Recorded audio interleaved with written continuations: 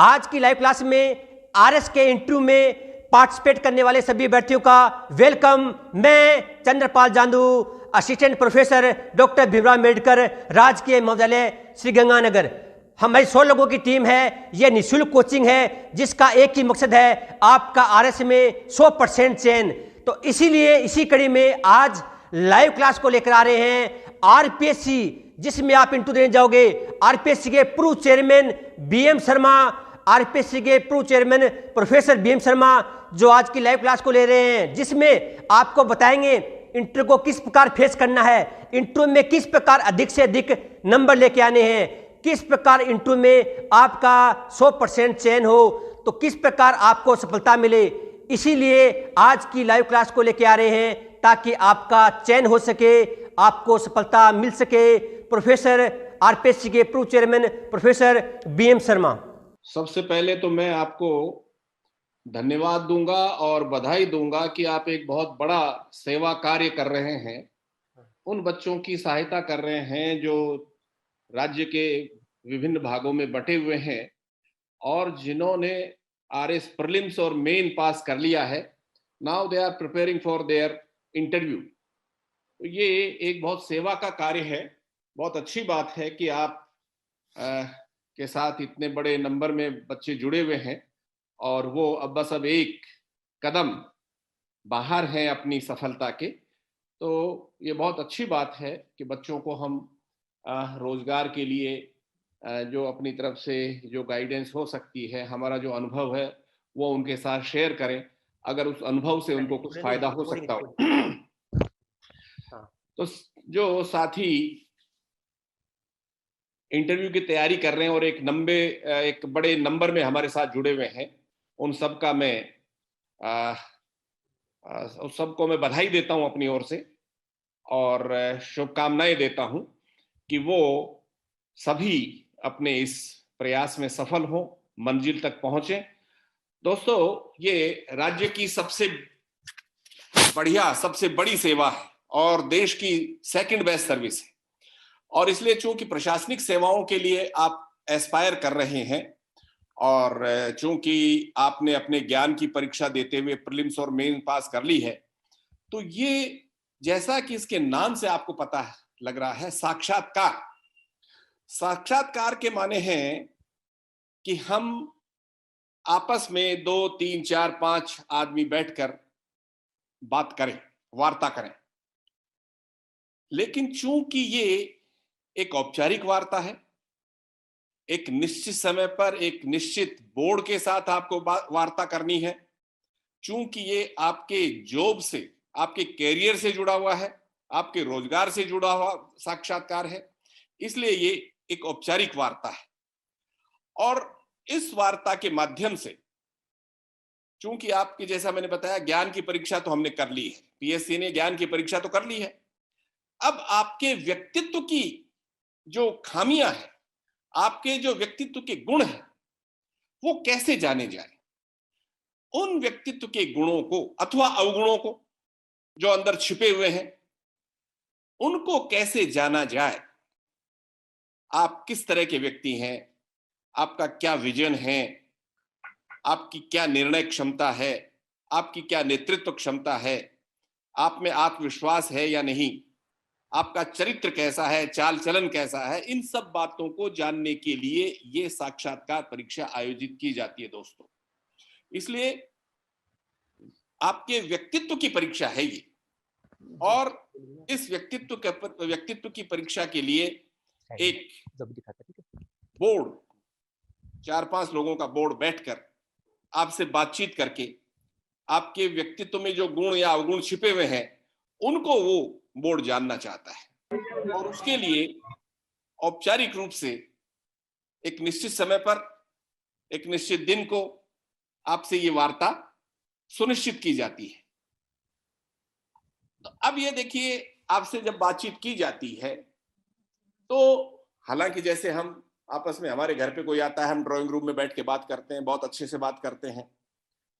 लेकिन चूंकि जैसे मैंने आपको बताया, ये रोजगार से जुड़ी हुई बातचीत होती है और चूंकि इसमें आपकी नौकरी का मामला जुड़ा हुआ है, तो इसलिए औपचारिक हो जाती है। और उस समय व्यक्ति जब बात करता है तो बहुत ही जागरूक रहता है, जागरूक रहना चाहिए, सोच समझ के बात करे, सोच समझ के बात करनी चाहिए।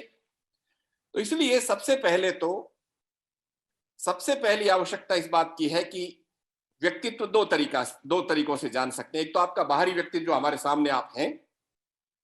तो इसलिए सबसे पहली जो बातचीत है, सबसे पहली जो चीज जाननी चाहिए वो है कि आप ठीक से दिखें, एक सुसभ्य व्यक्ति की तरह आपको दिखना चाहिए।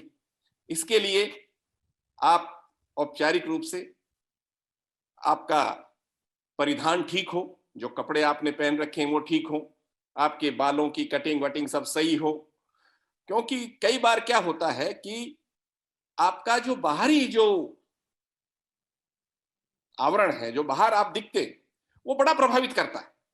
आपका व्यक्तित्व अगर बहुत ही अच्छा दिखता है, बहुत ही सुंदर है, तो थोड़ा सा फर्क पड़ता है। इसलिए पहले तो आप अपना बाहरी आवरण ठीक रखें, ठीक से कपड़े पहने, क्योंकि ये चूंकि औपचारिक मामला है तो औपचारिक कपड़े ही पहनने चाहिए, कैजुअल नहीं पहनना चाहिए। कई सारे साथी मुझसे पूछते रहते हैं कि साहब हम टाई वाई पहन के, सूट वूट पहन के जाएं।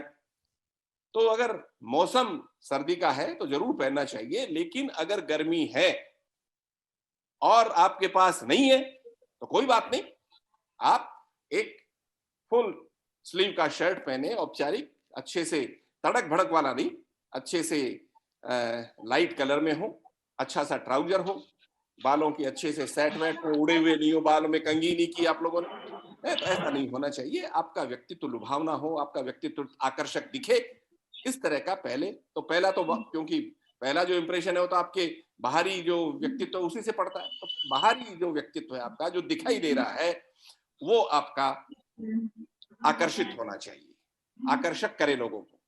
फिर दूसरी, आपकी बातचीत आकर्षित हो, आपकी बातचीत अच्छी हो कि बरबस कोई आपसे बात करना चाहे कि हम बात नहीं करना चाहिए, लेकिन आप चूंकि इस तरह की बात आपने ऐसी बात कर दी है जिससे कि हम बात करने के लिए बाध्य हो जाए।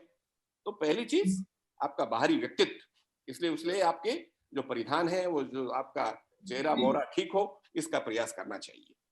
अब हम आते हैं अंदर, कि हम किस तरह से बात करें जिससे कि सामने वाला हमसे प्रभावित हो। तो इसके लिए देखिए, ये जो परीक्षा है इसमें 6-7 चीजें हम मुख्य रूप से आपकी जानना चाहते हैं। आपकी बातचीत के माध्यम से क्या जानना चाहते हैं? आप में आत्मविश्वास है या नहीं? जैसे मैंने बताया, आप में निर्णय करने की क्षमता है कि नहीं है? चूंकि आप एक ऐसी पोजीशन के लिए एस्पायर कर रहे हैं जो प्रशासन की एक सेकंड बेस्ट पोजीशन होगी, तो आपको कुछ लोगों को साथ लेकर चलना है, कुछ लोगों को आपको नेतृत्व देना है। तो आप में नेतृत्व क्षमता है या नहीं, लोगों को साथ ले चलने की क्षमता आप में है या नहीं है? क्योंकि आप प्रशासनिक अधिकारी बनने जा रहे हैं, तो आपसे कुछ लोग मिलने आएंगे, उनकी कुछ समस्याएं होंगी, तो उनके साथ आपको बातचीत का सलीका आता है कि नहीं आता है, उनको आप कन्विंस करने की स्थिति में है या नहीं है, ये आपसे अपेक्षा की जाती है कि जो लोग आपसे आए, मिलने आए, उनसे आप बातचीत करें, तरीके से बातचीत करें और उनको अपनी बातचीत से आप उनको कन्विंस करें। बहुत ही गुस्से में जैसे एक मोब आती है आपके पास और वो आपको थोड़ा सा जोर से आवाज में बोलती है।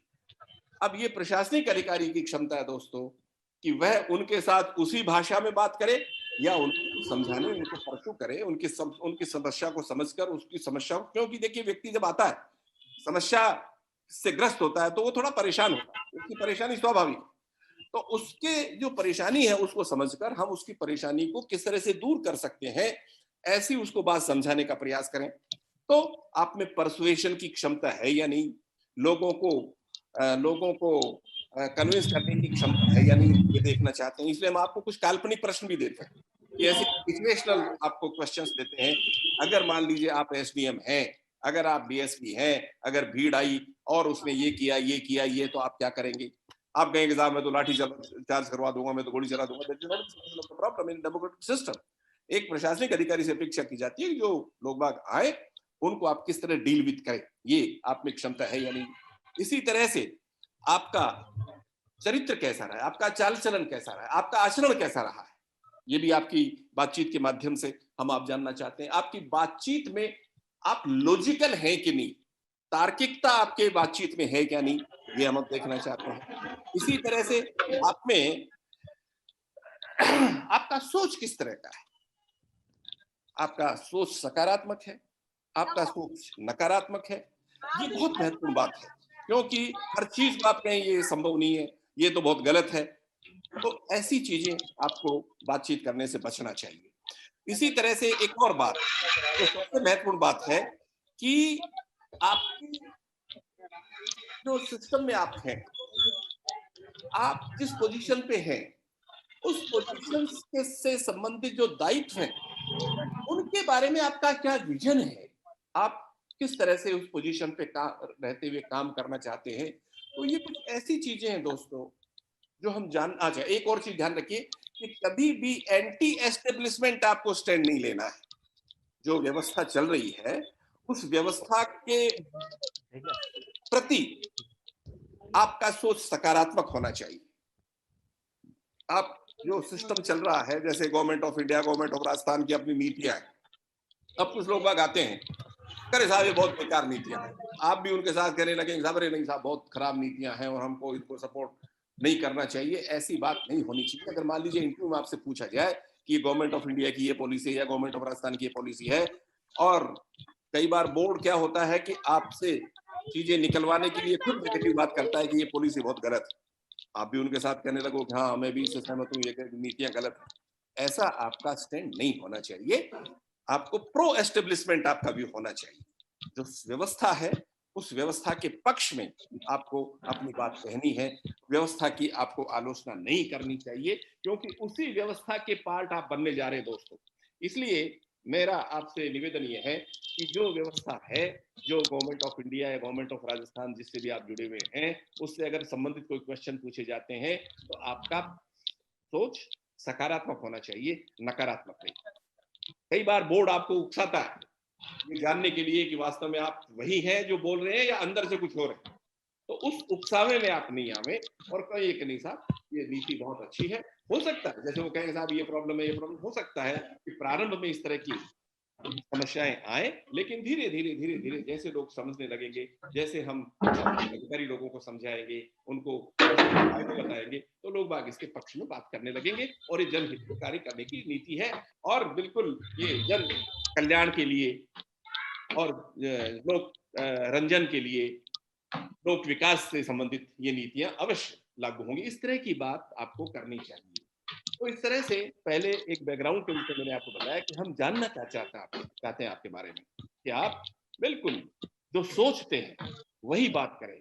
आपके व्यक्तित्व में बनावटीपन नहीं होना चाहिए, क्योंकि बनावटीपन ज्यादा नहीं चल सकता।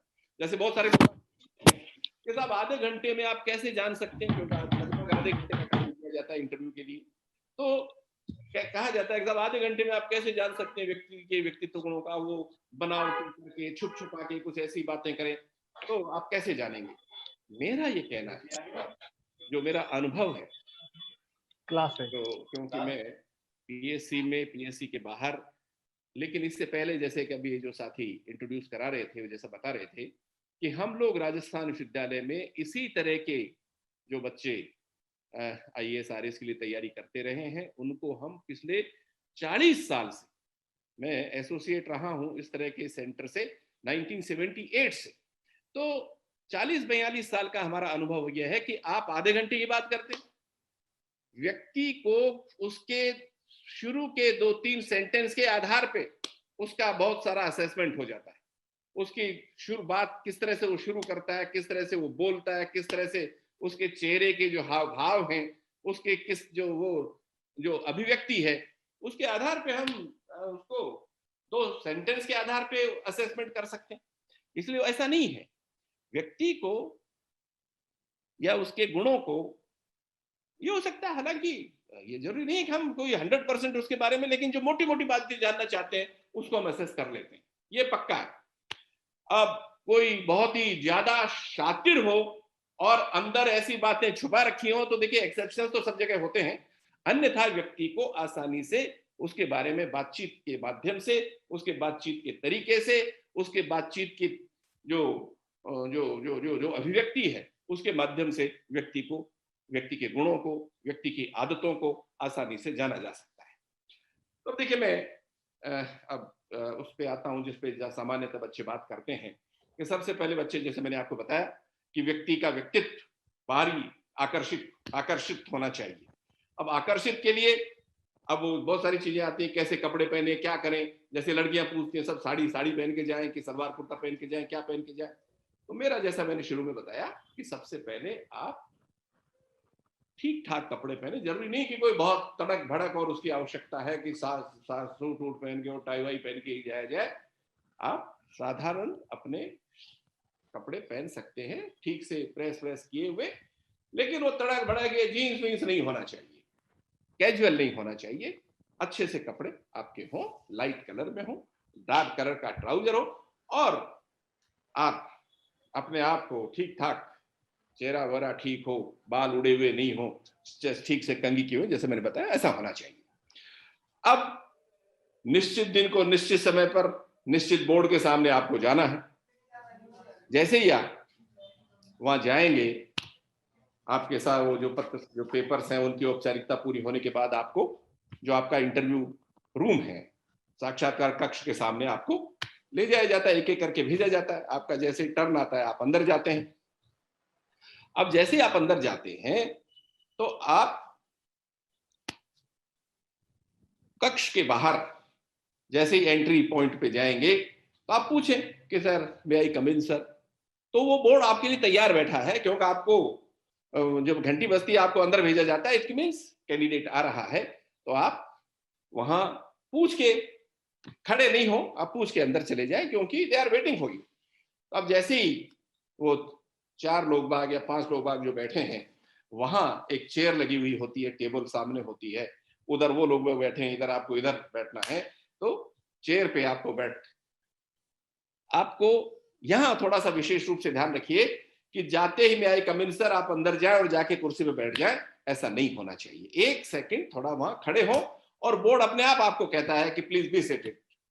अगर मान लीजिए बोर्ड थोड़ा सा कहीं काम में लगा हुआ हो तो आप खड़े होके वहां पूछें कि क्या सर मैं बैठ सकता हूं, क्योंकि ये दोनों बातें हैं।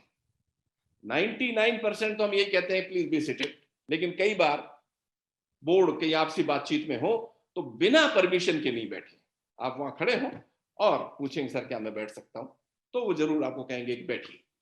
अब जैसे ही आप बैठें तो देखिए 2-3 चीजें होती हैं जिसमें बच्चों को ध्यान रखने की जरूरत है, जो उनको उस समय पता नहीं होता। हड़बड़ाहट में थोड़ी घबराहट होती है, थोड़ी परेशानी होती है। तो सबसे पहली बात, जैसे ही आप बैठते हैं तो आपकी जो फाइल है जो आप ले जाते हैं, फाइल नहीं है तो कोई बात नहीं, लेकिन अगर फाइल है तो उसको सामने जो टेबल है उस पर आप रख दें, वो बनी इसीलिए।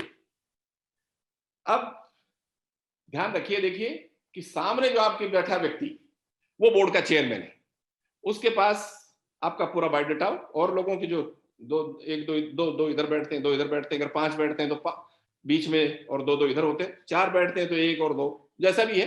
तो 4 लोग बाग आपके इंटरव्यू में, आपके यहाँ जब आप आरएस के लिए जा रहे हैं तो 4 लोग बाग आपको मिलेंगे। सामने जो व्यक्ति बैठा है वो आपका बायोडाटा पढ़ता है कि you are mister such and such coming from this place, आपने ये किया है, आपने ये किया है। तो आप हाँ करें, यस सर, यस सर। आप सुने नहीं, केवल उसमें आपकी सहभागिता आवश्यक है। ये जो बायोडाटा पढ़ा जाता है उसके 2 कारण हैं। हालांकि उनके पास सारे बायोडाटा आपसे पूछ रहे हैं, लेकिन कई बार थोड़ी गफलत हो जाती है, इसलिए ये एंश्योर करता है बोर्ड ये सारा पढ़कर कि आप वही कैंडिडेट हैं जिनका इंटरव्यू करना है, कहीं दूसरा व्यक्ति तो नहीं आ गया। इसलिए उसमें आप सहभागिता करें। आपसे पूछा जाए कि you are mister such and such coming from this place, you have done this this this this this, तो आप कहिए yes sir, yes sir, yes sir. उसमें आप अपनी तरफ से जवाब दें। दूसरा इसका कारण है कि बायोडाटा पढ़कर आपको थोड़ा नॉर्मल किया जाता है। आप बाहर से आते हैं, घबराए हुए हैं, परीक्षा है, तो इसलिए आपको इस माध्यम से थोड़ा सा इंटरव्यू के लायक के लिए आपकी मानसिक रूप से आपको तैयार किया जाता है। अब कुछ क्वेश्चंस आपके बायोडेटा से संबंधित हो सकते हैं। जैसे आपका नाम टिपिकल हो, तो नाम के बारे में आपसे पूछा जा सकता है कि आपके नाम का मतलब क्या है। आप जिस जगह से आ रहे हैं, हो सकता है कि वो किसी कारण से इंपॉर्टेंट हो, या जिस समय आपका इंटरव्यू हो रहा है उस समय उस क्षेत्र से संबंधित कोई चीजें पेपर में आई हो, किसी कारण से वो न्यूज में हो। इसलिए आपके नाम के बारे में, आपके गांव के बारे में, आपके क्षेत्र के बारे में, इससे संबंधित कोई चीज हो तो वो बायोडेटा से बेस्ड कुछ क्वेश्चंस आपके हो सकते हैं, वो आपसे पूछे जा सकते हैं। उसके लिए आप तैयार रहिए। वो किसी भी कारण से इंपॉर्टेंट हो सकता है, historically, commercially, economically, culturally, religiously, किसी भी कारण से, तो वो आपको ध्यान होना चाहिए। और उस समय जिस दिन आपका इंटरव्यू हो रहा है उसके आसपास कहीं वो क्षेत्र न्यूज में रहा हो, इसलिए आपसे पूछा जा सकता है। इसलिए mentally you should be prepared. फिर उसके बाद चेयरमैन आपसे सामान्यतः जो क्वेश्चन पूछते हैं, यूपीएससी में 90% और आरपीएससी में 30-40%, जो पहला क्वेश्चन होता है वो होता है हॉबी से संबंधित, कि आपकी हॉबी क्या है, व्हाट इज योर हॉबी। इसलिए हॉबी से संबंधित क्वेश्चंस आपको तैयार करना है। अब बहुत सारे बच्चे कहते हैं, अरे साहब मेरी तो कोई हॉबी नहीं, हॉबी का कोई समय नहीं मिलता साहब, पढ़ते रहते हैं। नहीं, चूंकि ये क्वेश्चन पूछा जाता है इसलिए आपको इसको तैयार करना चाहिए, क्योंकि पहला ही क्वेश्चन होता है सामान्यतः। इसे पहला क्वेश्चन है, इसे पहला क्वेश्चन पॉजिटिव जाना चाहिए, इसलिए इसके लिए तैयार रहना चाहिए। अगर हॉबी नहीं है तो हॉबी तैयार करें, कोई बात सी सोचें। लेकिन जब आप किसी क्षेत्र से संबंधित हॉबी बताते हैं तो केवल हॉबी बताना ही पर्याप्त नहीं है, उसके बारे में आपको कुछ क्वेश्चंस पूछे जाते हैं, थोड़ा सा डीप में आप जाते हैं। जैसे आपने कहा साहब मेरी हॉबी गार्डनिंग है, ओके, बहुत अच्छी हॉबी है साहब। मेरा जो एक्स्ट्रा चीजें कुछ पढ़ने की हॉबी है, जैसे मैं नॉवेल्स पढ़ता हूँ, स्टोरीज पढ़ता हूँ, कुछ ड्रामास पढ़ता हूँ, पढ़ने की हॉबी है, कोई बात नहीं, बहुत अच्छी बात है। लेकिन फिर उसके बाद जैसे गार्डनिंग, तो गार्डनिंग में आपसे बहुत सारी चीजें, कि किस समय कौन से फूल कब आते हैं, कौन सी फसल खरीफ है, कौन सी रबी है, वो पेड़ों की जो वो होती है कलम, ग्राफ्टिंग, वो आजकल जैसे बहुत सारी चीजें आ रही हैं कि बोनसाई क्या है, बोनसाई साइज में होते हैं ना जो उसको ग्राफ्टिंग करके कर देते हैं। तो मतलब कहने का है थोड़ा सा अंदर तक जाइए। ऐसे ही जैसे आपके हिसाब में तो हिंदी के नॉवल पढ़ता हूँ सर, कोई बात नहीं, बहुत अच्छी बात है, नॉवल पढ़ना चाहिए, स्टोरीज पढ़नी चाहिए।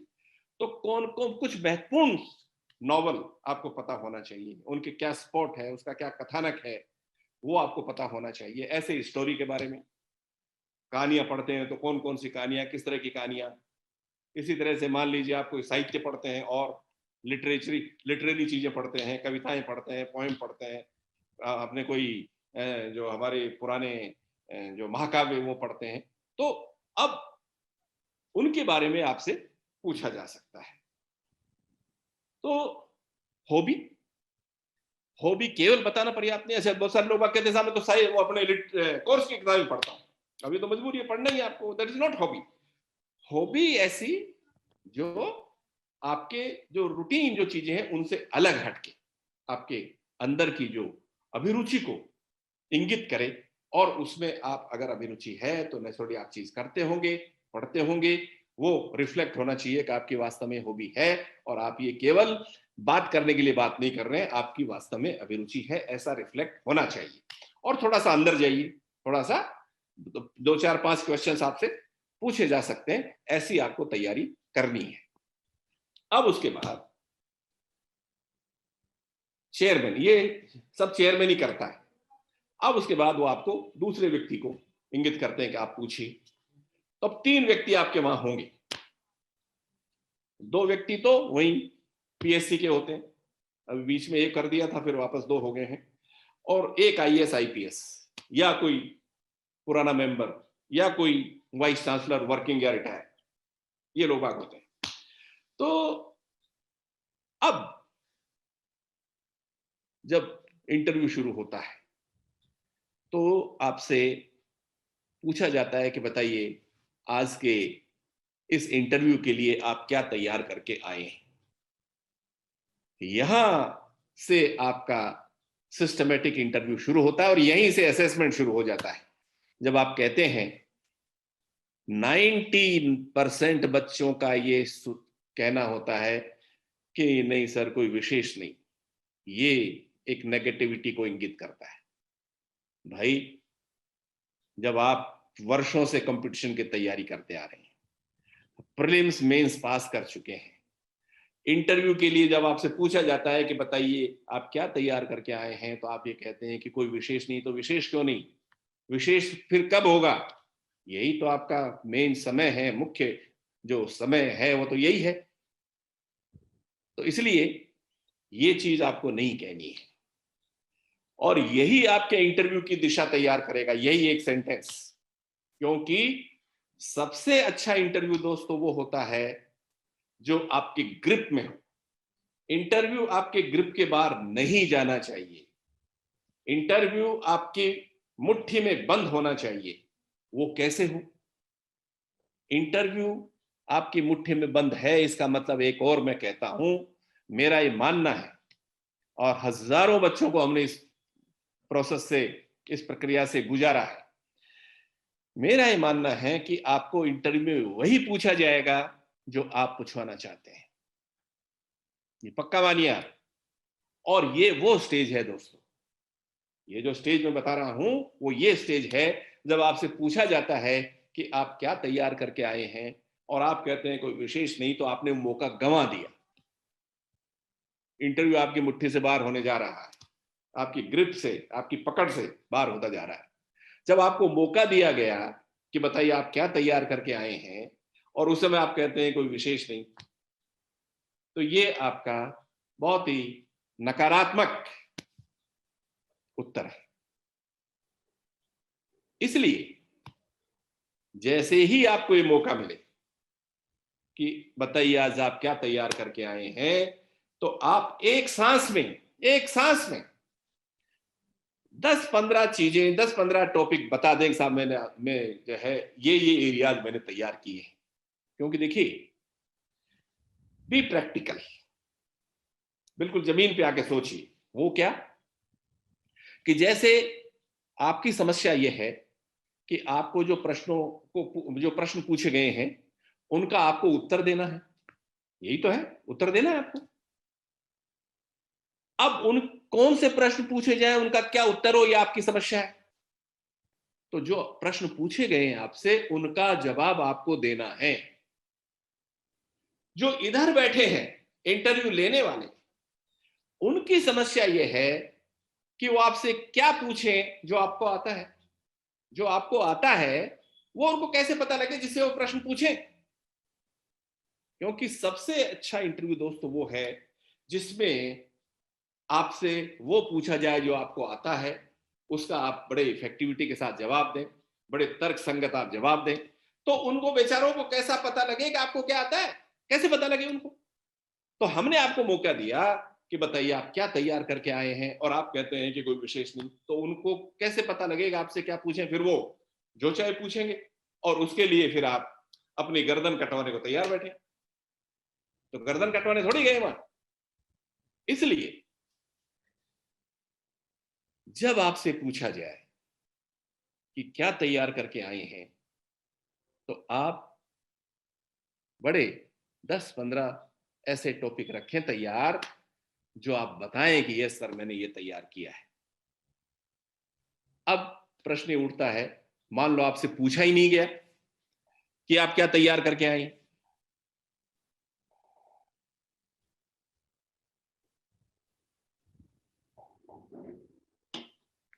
तब क्या करें? जब आपसे पूछा ही नहीं गया, क्योंकि सबको नहीं पूछा जाता यहां, फिर क्योंकि तो बोर्ड पे डिपेंड करता है पूछे कि नहीं पूछे।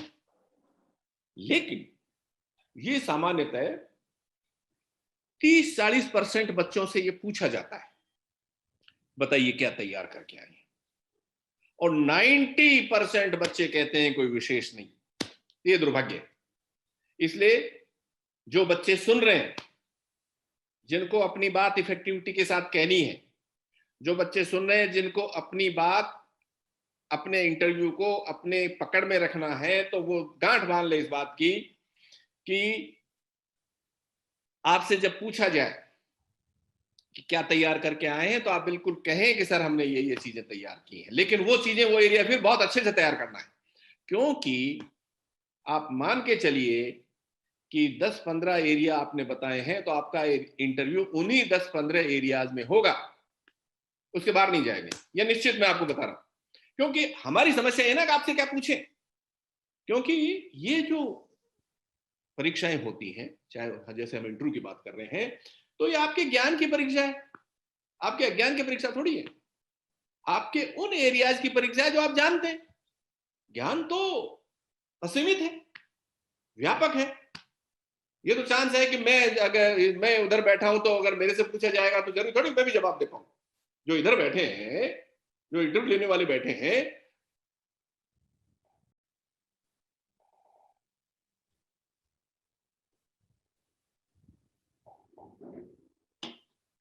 तब क्या करें जब आपसे पूछा ही नहीं गया, क्योंकि सबको नहीं पूछा जाता यहां फिर, क्योंकि तो बोर्ड पे डिपेंड करता है पूछे कि नहीं पूछे। लेकिन ये सामान्यतः 30-40% बच्चों से ये पूछा जाता है, बताइए क्या तैयार करके आए, और 90% बच्चे कहते हैं कोई विशेष नहीं। ये दुर्भाग्य है। इसलिए जो बच्चे सुन रहे हैं, जिनको अपनी बात इफेक्टिविटी के साथ कहनी है, जो बच्चे सुन रहे हैं, जिनको अपनी बात, अपने इंटरव्यू को अपने पकड़ में रखना है, तो वो गांठ बांध ले इस बात की कि आपसे जब पूछा जाए कि क्या तैयार करके आए हैं, तो आप बिल्कुल कहें कि सर हमने ये चीजें तैयार की हैं। लेकिन वो चीजें, वो एरिया फिर बहुत अच्छे से तैयार करना है, क्योंकि आप मान के चलिए कि 10-15 एरिया आपने बताए हैं, तो आपका इंटरव्यू उन्हीं 10-15 एरियाज में होगा, उसके बाहर नहीं जाएंगे, यह निश्चित मैं आपको बता रहा हूं। क्योंकि हमारी समस्या है ना कि आपसे क्या पूछें, क्योंकि ये जो परीक्षाएं होती हैं, चाहे जैसे हम इंटरव्यू की बात कर रहे हैं, तो ये आपके ज्ञान की परीक्षा है, आपके अज्ञान की परीक्षा थोड़ी है। आपके उन एरियाज की परीक्षा है जो आप जानते हैं।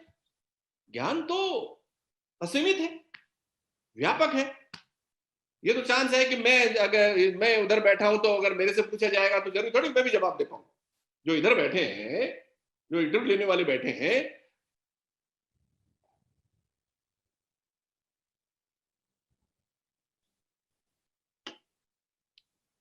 तो हर व्यक्ति को हर चीज थोड़ी आती। ज्ञान का क्षेत्र तो बहुत सी असीमित है। इसलिए चूंकि आपके ज्ञान की परीक्षा, जो आपको आता है उसी की तो परीक्षा करें। मैं जब पीएससी में था, तो मैं तो जिस तरह से, आप लोगों को ध्यान होगा, अगर क्योंकि थोड़े 5-7 साल हो गए हैं, हम लोगों ने तो, स्पेशली मैंने, चूंकि मैं टीचर था, इसलिए मैं दोनों से, इंटरव्यू से पहले दोनों से बात करता था।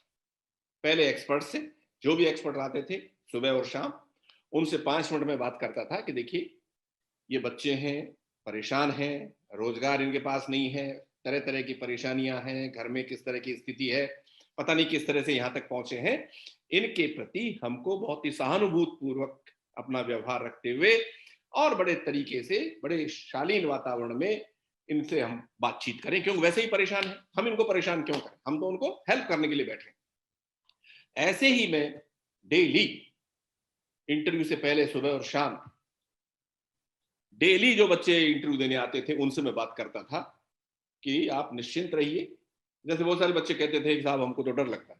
अरे तो हमारी कौन सी शक्ल डरावनी है, हमसे किस बात का डर, हम तो तुम्हारे यहाँ सहायता के लिए बैठे हैं, तुम्हारी हेल्प करने के लिए बैठे हैं, डरने क्या बात।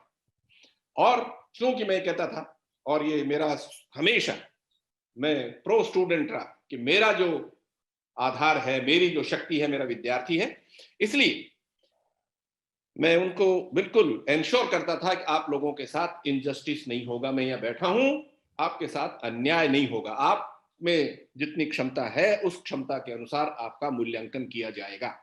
तो हम एक्सपर्ट को, जो भी आते थे, उनसे बातचीत करके उनको इस बात के लिए तैयार करते थे कि हमको इस बात के लिए पहले बच्चों से पूछना चाहिए, बताइए क्या तैयार करके आए। क्योंकि आप ज्ञान की बातें करें, और उस समय जब वो घबराया हुआ है, परेशान है, वैसे ही रोजगार नहीं है, तो उसको पहले पूछो सही क्या पूछे तुमसे।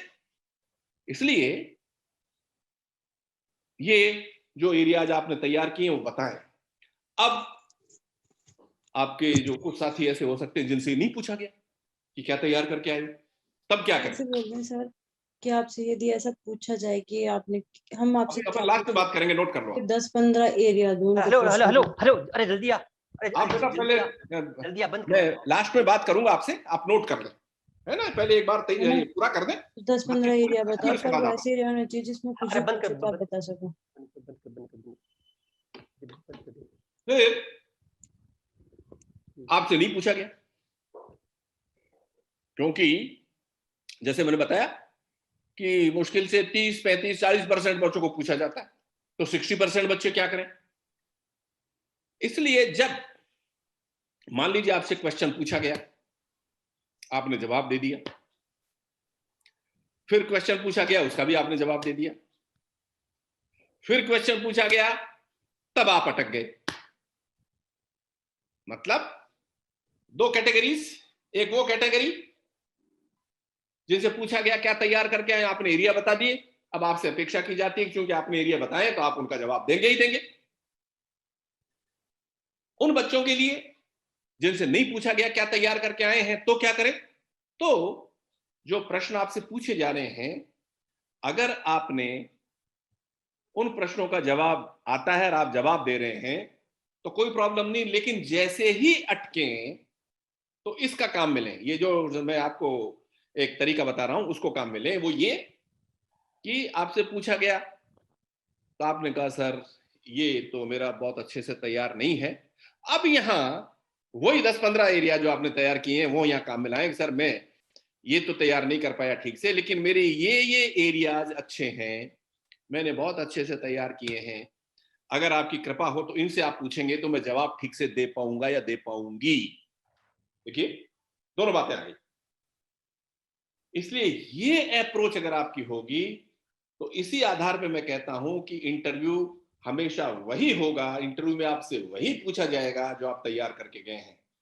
पहला तो आपसे पूछा ही गया, नहीं पूछा गया तो जैसे ही मौका आवे आप कह दीजिए कि साहब मैंने ये एरियाज तैयार किए हैं, तो आप निश्चित मानिए कि उसी में से, क्योंकि उनकी भी तो प्रॉब्लम है ना, क्यों क्या पूछे आपसे, ये आपकी समस्या नहीं है, ये जो उधर बैठे हैं उनकी भी समस्या है कि वो क्या पूछे आपसे।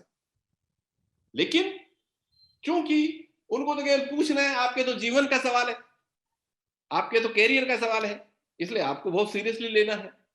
तो अब क्या तैयार किया, बताया, नहीं पूछा तो मौका आते ही आपने तैयार। अब यहां देखिए इंटरव्यू की टेक्निक, बातचीत की टेक्निक कैसे। अब जब इस तरह के क्वेश्चंस का जवाब देते हैं आप, तो क्वेश्चन के जवाब में फिर सामान्यतः बच्चे क्या करते हैं कि जैसे आपसे क्वेश्चन पूछा और आप एक भाषण शुरू कर देते हो,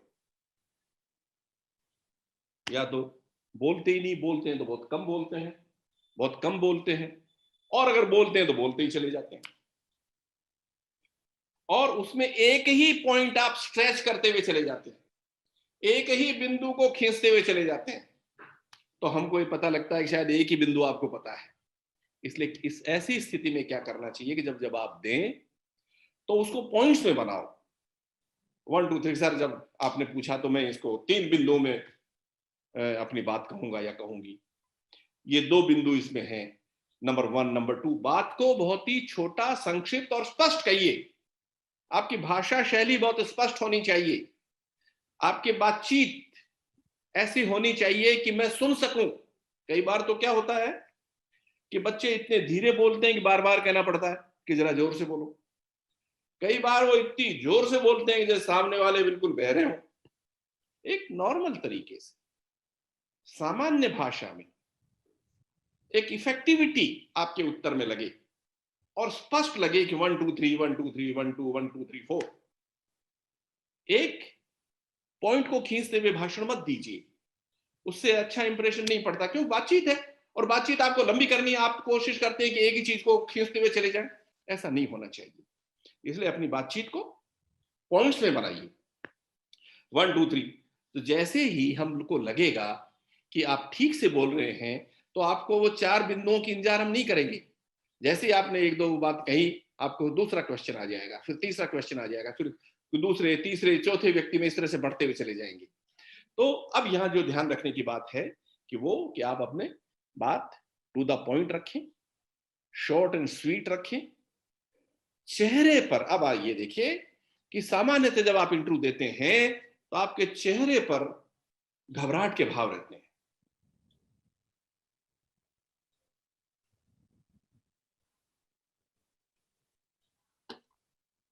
चेहरे पर व्यग्र दिखते हैं, आप घबराए हुए दिखते हैं, एक टेंशन आपके चेहरे पर दिखता है। इंटरव्यू एक ऐसी कला है दोस्तों कि ये जो डर है, जो भय है, जो घबराहट है, वो होगी, ये स्वाभाविक है।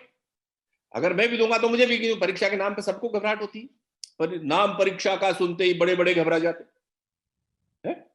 तो घबराहट तो होगी, लेकिन हमको ये क्षमता, ये आर्ट, ये कला डेवलप करनी पड़ेगी कि अंदर धुक धुक हो रहा है लेकिन वो चेहरे पर नहीं आना चाहिए, अंदर डर लग रहा है लेकिन बाहर चेहरे पर नहीं आना चाहिए। इसलिए एक ये डेवलप कीजिए आप अपने जीवन में, क्योंकि आप प्रशासनिक अधिकारी बनने जा रहे हैं। एक प्रशासनिक अधिकारी के लिए अपेक्षा की जाती है कि वो खुद ही अगर टेंशन में होगा तो जो लोग बाग उनके आएंगे, जो उनसे मिलने आएंगे, उनको कैसे वो सेटिस्फाई करेगा बातचीत से। इसलिए एक आर्ट सीखिए कि चेहरे पर हमेशा एक मुस्कुराहट आपके रहे। हिंदी वाले विद्यार्थी जो है जानते हैं, एक शब्द मैं आपको दे रहा हूं, स्मित। एक स्मित आपके चेहरे पर रहनी चाहिए, एक हल्की सी मुस्कुराहट, एक हल्की सी स्माइल आपके चेहरे पर होनी चाहिए, जिससे हम ये मार्क नहीं कर सकें कि आपके अंदर क्या चल रहा है। जो अंदर चल रहा है वही चेहरे पर है, घबराहट है, परेशानी है, तो उस वो ठीक नहीं माना जाता। इसलिए ये डेवलप कीजिए, ये आर्ट डेवलप कीजिए कि जो अंदर है वो आपके चेहरे पर नहीं आए। जो आपके चेहरे पर दिखाई देता है वो अंदर नहीं होना चाहिए, जो अंदर है वो आपके चेहरे पर दिखाई नहीं देना चाहिए। ये आपको डेवलप करना चाहिए, करना पड़ेगा, क्योंकि यहां तो ठीक है, इंटरव्यू में तो वो चाहिए, और वो जब आप फील्ड में जाएंगे तो भी आपसे अपेक्षा की जाती है कि एक प्रशासनिक अधिकारी वो है जो, प्रशासनिक अधिकारी बहुत सारी टेंशन होती, जगह जगह के, ऊपर से नीचे के, साइड के, जनता की, तो वो अगर खुद ही परेशान है, खुद ही उसमें झुंझलाहट है, खुद ही उसमें अंदर वो फेस नहीं कर सकता पब्लिक को, तो हमारी क्या सेवा करेगा।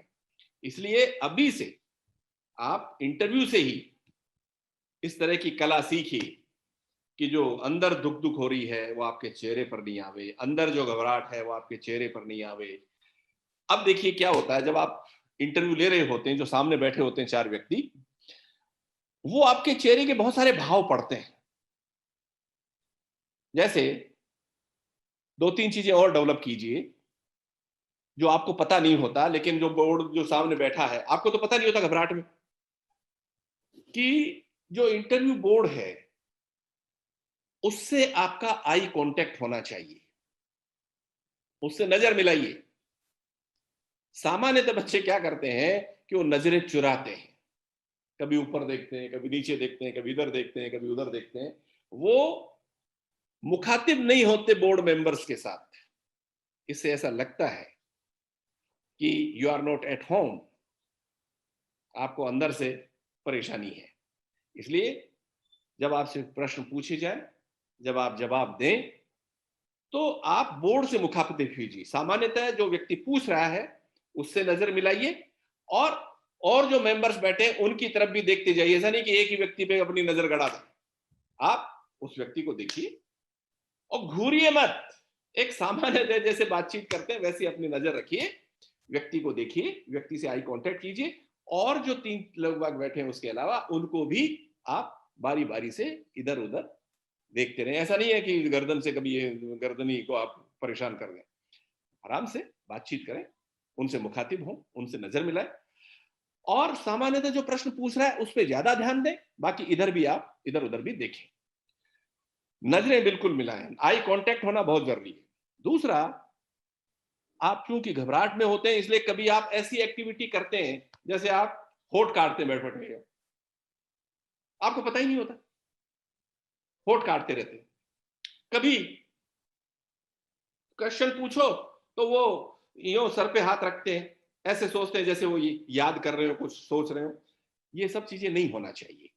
तो नॉर्मल तरीके से एक हल्की सी मुस्कुराहट के साथ अपने आप को सामान्य रखते हुए अपनी बात इफेक्टिविटी के साथ कहिए।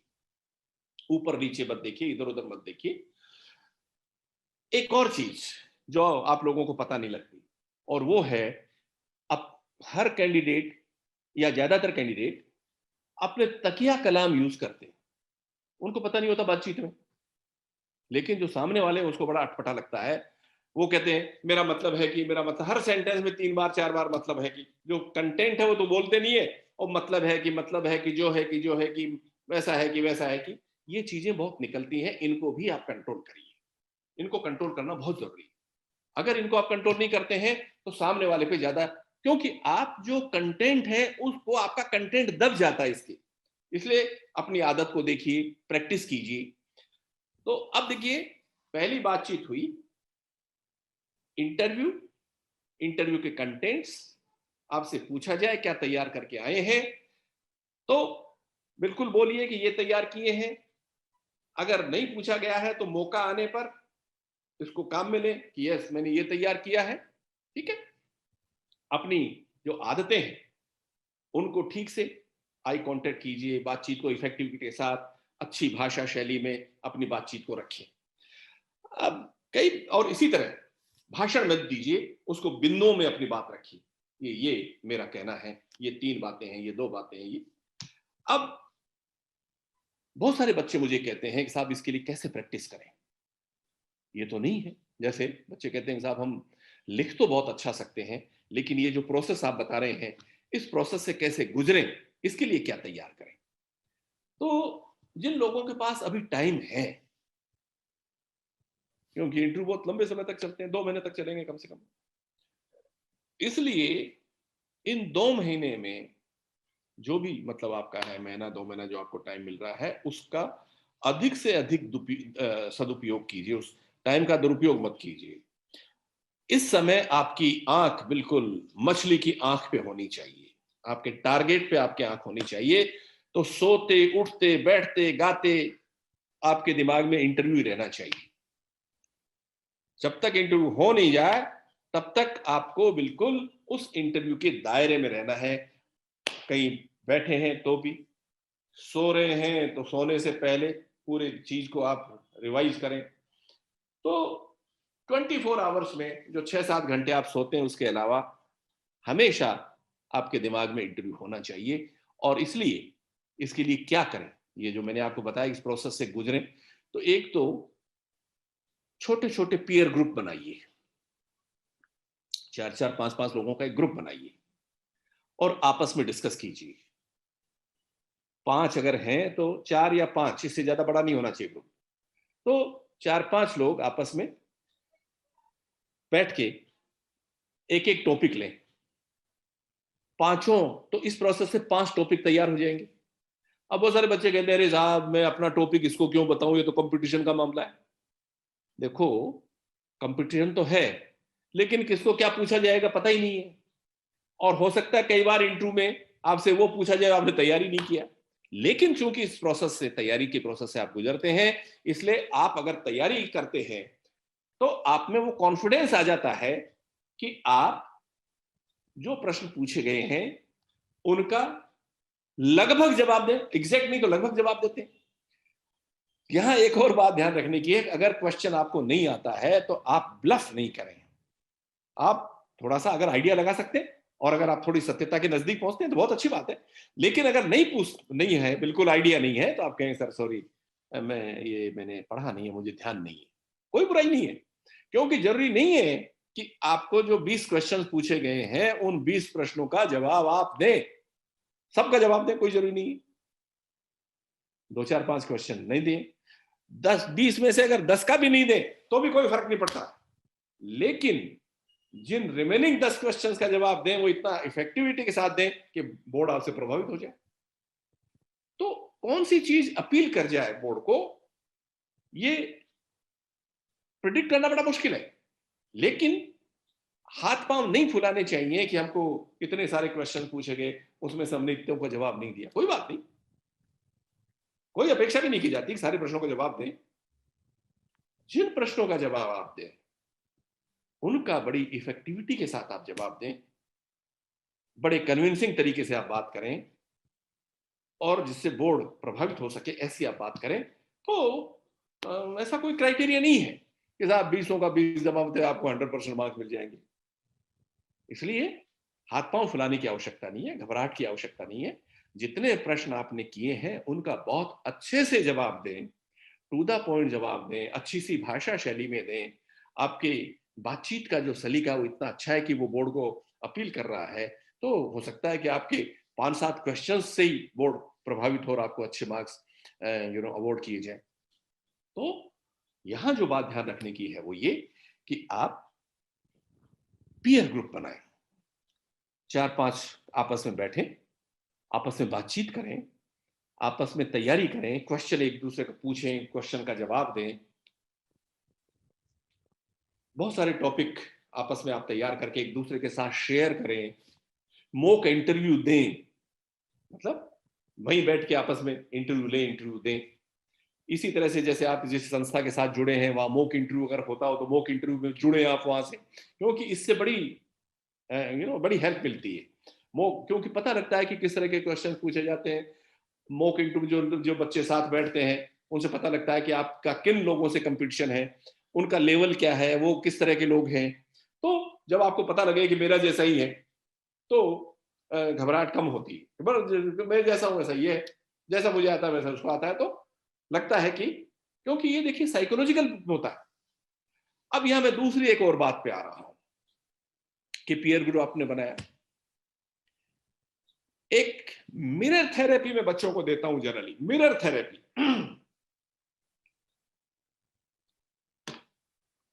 एक शीशा, ये हमारी मिरर थेरेपी बड़ी कारगर हुई है। ये मैं आप लोगों के साथ इस जो हमारा अनुभव है वो शेयर कर रहा हूं। वही पिछले कई वर्षों से वो बच्चे जो बोल नहीं सकते, वो कहते हैं लिख तो बहुत अच्छा सकते हैं, बोल नहीं सकते सर, तो बोलने के लिए प्रैक्टिस करनी चाहिए। जो टीचर्स हैं जो पढ़ाते लिखाते हैं वो तो बोल लेते हैं, या जैसे बहुत सारे लोग अपने स्कूलों में कॉलेजेज में कल्चरल एक्टिविटीज वगैरह में भाग लेते हैं, डिबेट ड्रामा में भाग लेते हैं, वो बोल लेते हैं। लेकिन बहुत सारे ऐसे बच्चे हैं, मेजोरिटी ऑफ द स्टूडेंट्स, वो उनको मौका नहीं मिल पाता, तो वो झिझक उनकी बनी रहती है। वो झिझक उनकी कैसे खुले, वो झिझक कैसे दूर हो, इसके लिए मैंने एक मिरर थेरेपी डेवलप की।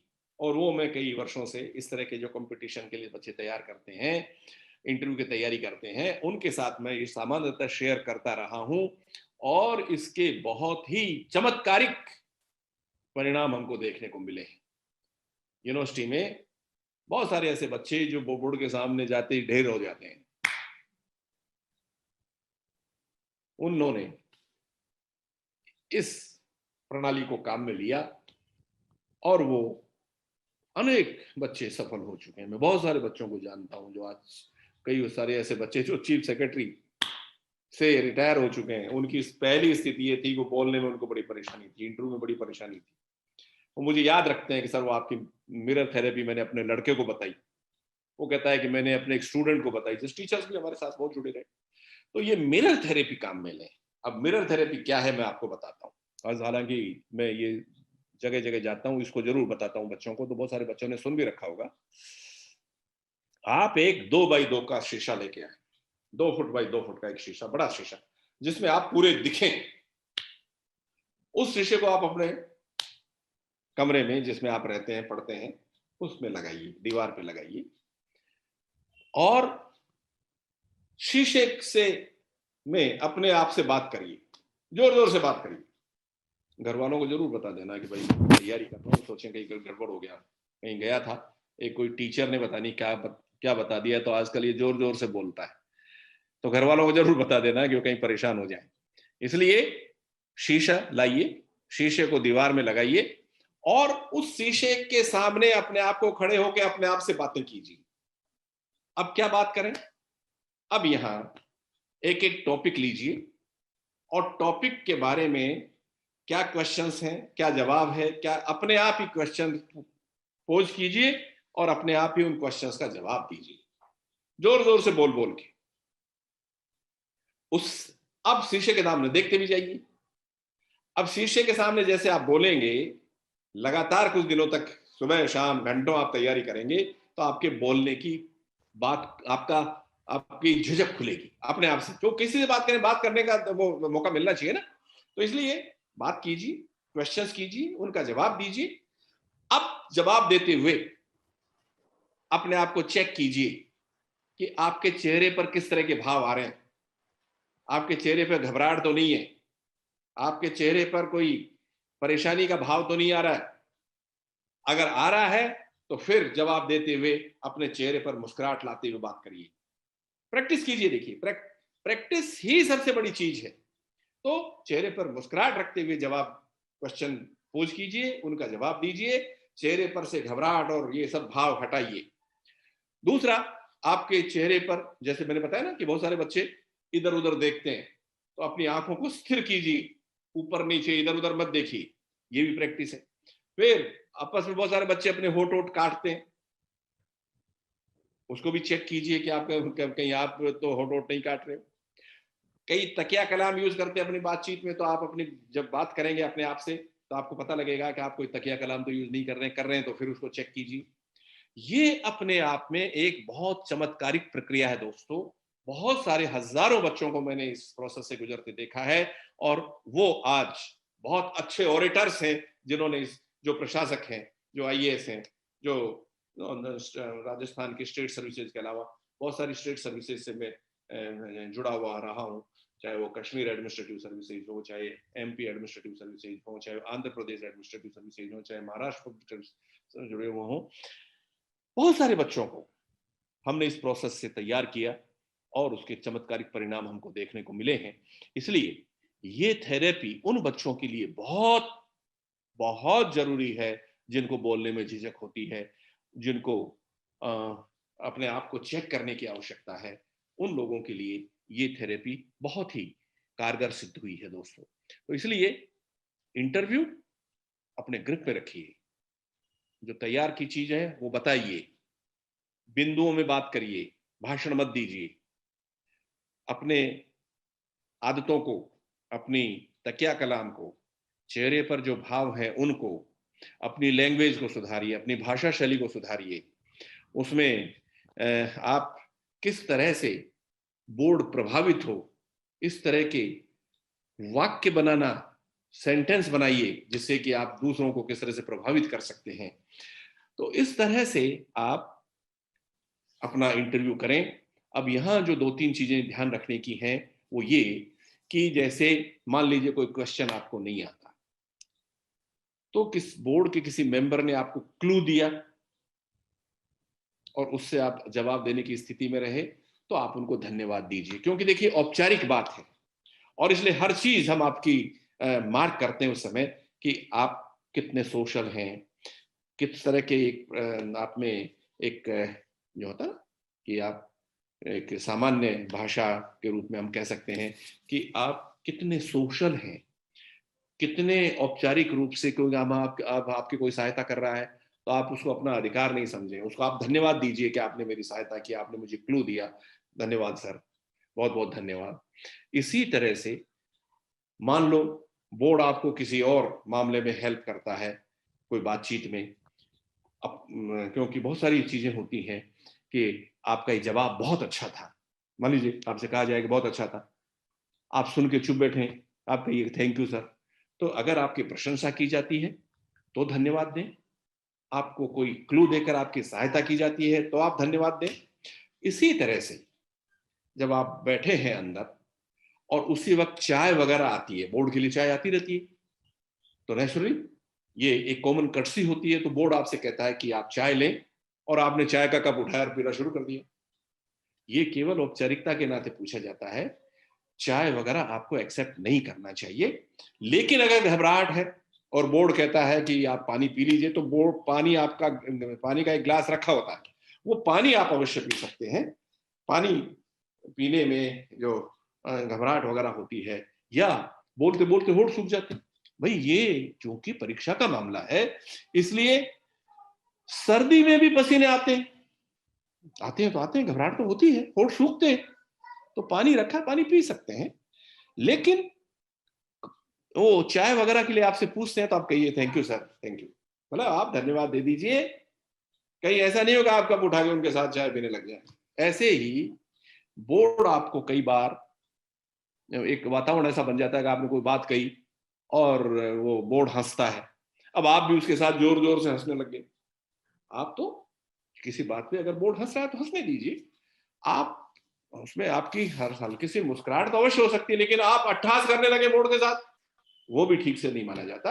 ये कुछ मतलब कुछ कॉमन बातें हैं ऐसी औपचारिकता से संबंधित, कर्तव्य से संबंधित, जो आपको करनी चाहिए, जो नहीं करनी चाहिए। अब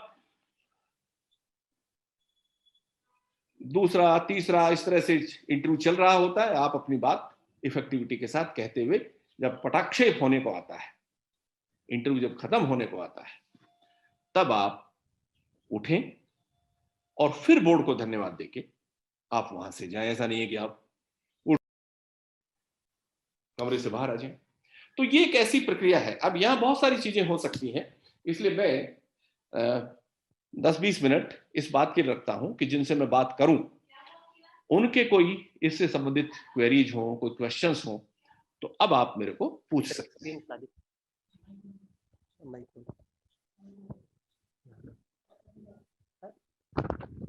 हाँ सर, आपका बहुत बहुत धन्यवाद। जो बच्चे क्वेश्चन पूछना चाहते हैं वो लाइव टाइप कर सकते हैं। जो आप टाइप करोगे वो क्वेश्चन मैं सर से पूछ लूंगा। जो आप टाइप करें, जो कोई भी बच्चा कोई भी क्वेश्चन पूछना चाहता है इंटरव्यू के बारे में, तो आप अपना क्वेश्चन टाइप कीजिए, वो क्वेश्चन सर उसका आंसर देंगे।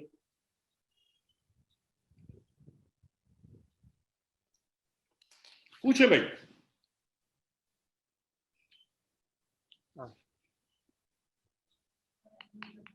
है कोई बात नहीं, बोलिए बोलिए। कर दो कर दो कर दो। हाँ अनम्यूट कर रहा हूं।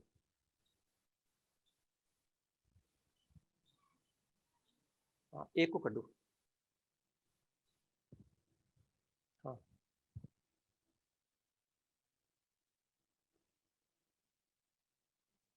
हाँ कर दो। हाँ आप क्वेश्चन पूछ सकते हैं। Good evening sir. Good evening sir. Hello, मेरी आवाज आ रही है आपके पास? सर की आवाज मेरे पास आपकी आवाज नहीं है जी, मेरे पास हाँ? सर की आवाज नहीं आ रही है। हाँ हेलो? आपको आपकी आवाज हमें आ रही है, बोलिए। हाँ क्या जी सर। हाँ बोलिए। सर मुझे ये पूछना था कि मेरे बैकग्राउंड में थोड़ा वेरिएशन है सब्जेक्ट का। जैसे मेरा 12th साइंस मैथ से हुआ है, मेरी ग्रेजुएशन कॉमर्स से हुई है और उसके बाद मैंने मास्टर एमफिल और पीएचडी पॉलिटिकल साइंस से किया है और उसके बाद मैं अभी इंटेलिजेंस ब्यूरो में वर्किंग हूँ। तो अगर इस तरीके के वेरिएशन के ऊपर कोई क्वेश्चन आता है कर दिया। तो मुझे कैसे हैंडल करना चाहिए? हाँ हाँ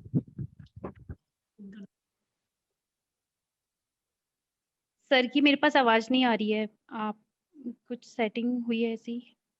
मेरे पास सर की आवाज नहीं आ रही। BM Sharma, BM Sharma, professor BM Sharma, PRO BM Sharma.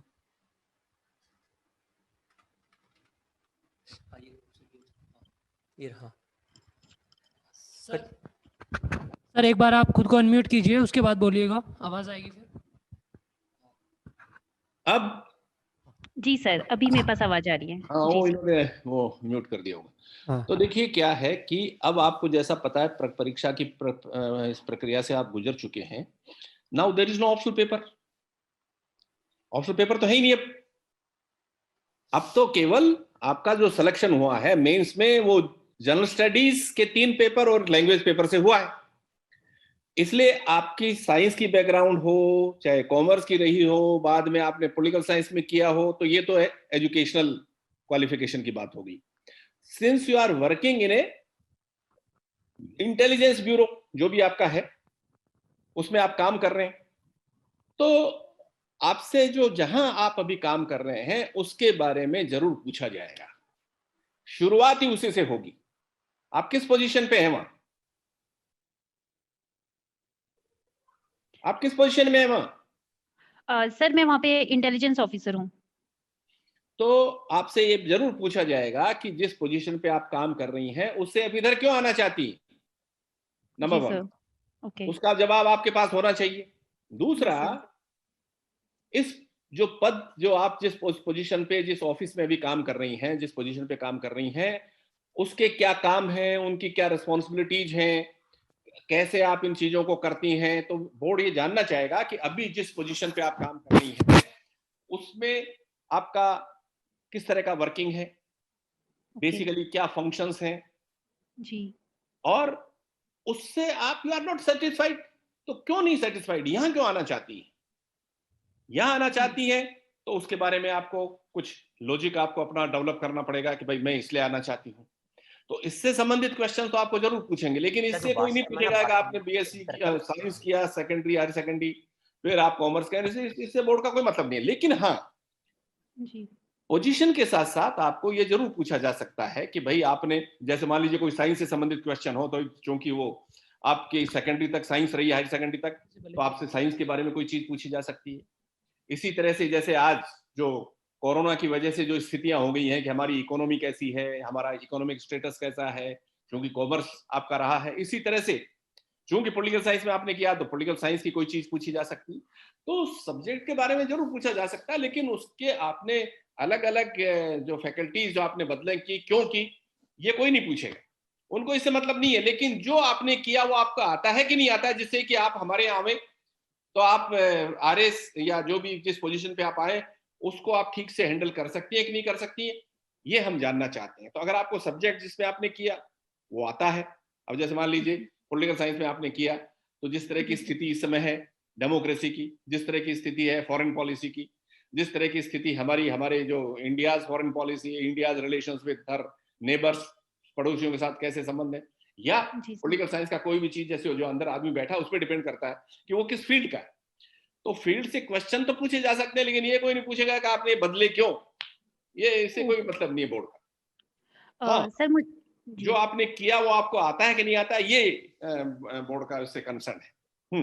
बोलिए। सर मेरा एक और क्वेश्चन था कि लाइक पॉलिटिकल साइंस में तो I am little bit confidence है मुझे, लेकिन कॉमर्स और साइंस क्योंकि बहुत टाइम हो गया है तो भी मुझे इसको मतलब मैं आंसर हाँ हाँ, नहीं दे कोई पाऊँ। बात नहीं, कोई बात नहीं, आप ईमानदारी से कहिए, कोई दिक्कत नहीं। देखिए, प्रॉब्लम कहाँ आती है कि हम वहां बनते हैं, जी। वहां हम चीज को ऐसे बताना चाहते हैं कि पता नहीं हम क्या है। आप ईमानदारी के साथ, क्योंकि हम ह्यूमन बीइंग है, वो भी ह्यूमन बीइंग है।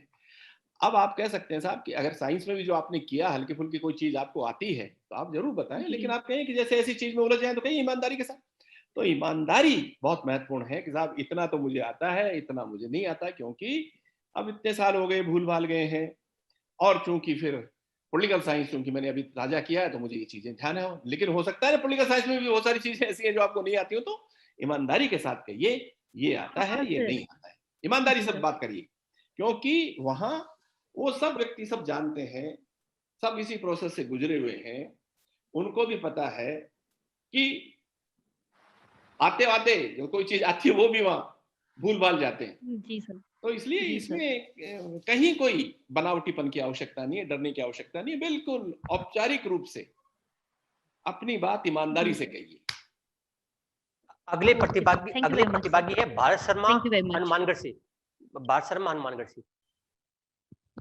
हाँ, जो क्वेश्चन पूछना चाहे वो अपने हाथ इरेज कर दे, हाथ इरेज करेंगे तो वो क्वेश्चन पूछ सकते हैं। हाँ भारत शर्मा जी, हाँ पूछिए, बोलो भाई, क्वेश्चन बोलो। पूछिए। हाँ नमस्कार सर, नमस्कार, बोलो। Good evening.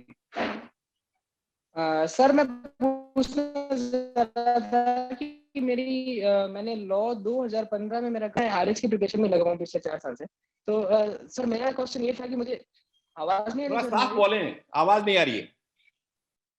जी सर, सर मेरा क्वेश्चन था कि हाँ, अगला क्वेश्चन 2015 कर में दो, अगला मेरा कर दो, लॉ अगला कंप्लीट कर हुआ दो। था। बात शर्मा जी नेटवर्क में नहीं है सर, नेटवर्क में नहीं है, नेटवर्क कमजोर है उनका। अगला कर दो, अगला कर दो। हाँ, अगले कौन है? ये जीएसआर है, वो क्वेश्चन पूछ सकते हैं, या डॉक्टर शिल्पा सक्सेना लेना। डॉक्टर शिल्पा सक्सेना, हाँ हाँ करना। हाँ, डॉक्टर शिल्पा सक्सेना को, हाँ डॉक्टर शिल्पा सक्सेना जी है, वो क्वेश्चन पूछिए। Hello sir. हाँ बोलिए हेलो। बोलिए, हाँ बोलिए। सर मैं एक प्रश्न पूछना चाह रही हूँ कि मेरी एज थोड़ी सी ज्यादा है, 40 प्लस है, तो हर मॉक इंटरव्यू में मेरे से सवाल पूछा जाता है कि आपको कम साल मिलेंगे, हम आपको जॉब क्यों दें। तो सर इसका मुझे जवाब समझ में नहीं आता कि मैं मतलब क्या बोलूँ इस मामले में, कि थोड़ा तो लेट भी हो गए, 3 साल हो गया वैकेंसी को भी, तो एज तो होगी ही सर। तो उसके लिए मुझे बड़ा वो ऑकवर्ड फील होता है कि क्या जवाब इसका बनता है सर। नहीं नहीं, आप क्या कुछ काम कर रही हैं अभी? हाँ जी सर, मैं एसोसिएट प्रोफेसर हूँ। तो बस ठीक है ना, तो उसमें क्या बात होगी। आप वहाँ टीचिंग में हैं, टीचिंग हाँ इतने जी। साल से कर रहे हैं। हम चाहते हैं कि वैरायटी ऑफ जॉब हमारे पास हो, तो हम आकर यहाँ, चाहे हमारे पास समय कम है, लेकिन हम सिस्टम के लिए ज्यादा उपयोगी हो सकते हैं बनिस्बत उन लोगों के जो बिल्कुल नए नए आ रहे हैं, क्योंकि हम अनुभवी हैं। और जो जी अनुभव सर। के साथ वहां आ रहे हैं, तो हम सिस्टम की ज्यादा अच्छे तरीके से सेवा कर सकते हैं बनिस्बत उस व्यक्ति जी के जो सर। बिल्कुल नया है, जिसको कोई अनुभव नहीं है। क्योंकि अपनी बात को एक पॉजिटिव सेंस में रखने की आवश्यकता है। एक जी नया सर। लड़का आता है, वो हाँ यहाँ जी। आकर बहुत सारी चीजें सीखेगा। हम तो सीखे हुए आ रहे हैं, तो हम सिस्टम के लिए ज्यादा उपयोगी हो सकते हैं सर। हमको अनुभव है, प्रशासन के लिए हम ज्यादा उपयोगी हो सकते हैं, क्योंकि हम पूरे एक अनुभव के साथ, क्योंकि हमको प्रशासन का भी अनुभव है एजुकेशन में। जी सर। एजुकेशन में हम बच्चों को डील करते रहे हैं, बच्चों हाँ के जी। जो टीचिंग में है, तो एक जो टीचिंग के लिए जो टेक्निक चाहिए वो हमारे पास है। तो हम हर जगह, विशेषकर प्रशासन, क्योंकि प्रशासन में जा रहे हो तो हर जगह अपनी बात कहने की आवश्यकता है, तो हाँ जी विशेषकर सर। एडमिनिस्ट्रेशन में तो अनुभवी लोगों को ही लिया जाना चाहिए। अब यहाँ देखिए, अब थोड़ा सा आप एक रिस्क ले सकते हो। हाँ जी सर। रिस्क ये कि वहां जो बैठे हैं 2 मेंबर बोर्ड वाले, वो तो ठीक है। जो जी आईएएस सर। आईपीएस आते हैं, वो हाँ किस बैकग्राउंड के, अगर वो डायरेक्ट आईएएस आईपीएस हैं, तब तो नहीं बोलना चाहिए। अगर ये थोड़ा सा आपको ये देखना पड़ेगा कौन व्यक्ति है। अगर एज वो एज लोग ग्रुप क्या है उनका। अगर वो प्रोमोटी हैं, हाँ जी। तो आप कहिए कि सर एडमिनिस्ट्रेशन में हमने देखा है कि जो व्यक्ति प्रोमोटी होते हैं, वो एडमिनिस्ट्रेशन की को ज्यादा गुड्स प्रोवाइड कर सकते हैं बनिस्बत उनके जो डायरेक्ट आते हैं। लेकिन अब इसमें रिस्क है। हाँ रिस्क जी। यह है कि अगर वो डायरेक्ट हुए तो, इसलिए थोड़ा सा आप वो जो व्यक्ति बैठे हैं उनको ध्यान में रखते हुए अपनी बात कहें। मैं बहुत ही प्रैक्टिकल बात कर रहा हूं जी। आपसे। हाँ हाँ सर, बिल्कुल मैं समझ गई सर। हाँ, हाँ तो हाँ। इसलिए आप अपनी बात को अपने हाँ जी। अनुसार मोड़िए कि हम अनुभवी हैं, सिस्टम में अनुभव का फायदा हम प्रशासन में दे सकते हैं। ठीक है सर। जी सर, थैंक यू सर। और बोलिए।